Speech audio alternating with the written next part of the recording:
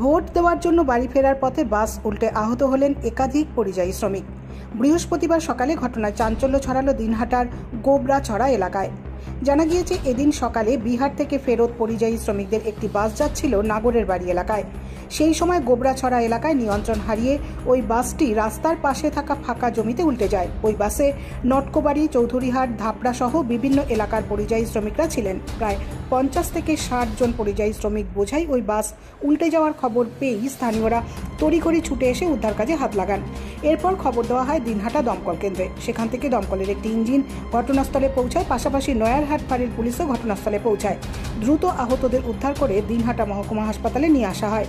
বর্তমানে আহতরা সকলেই দিনহাটা মহকুমা হাসপাতালে চিকিৎসাধীন। ঘটনায় একাধিক শ্রমিক আহত হয়েছে বলে জানা গিয়েছে। রাত পোহালেই লোকসভা নির্বাচন কোচবিহার লোকসভা আসনে, সেই জন্য ভিন রাজ্যে কর্মরত পরিযায়ীরা শ্রমিকরা বাড়ি ফিরছিলেন। তারা বাড়ি ফেরার পথেই দুর্ঘটনার কবলে পড়লেন।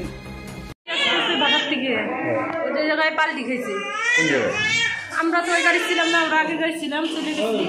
এটার পাশে কোন জায়গায় এলাকা ছাড়া কুলটার ওই জায়গায় কুলটা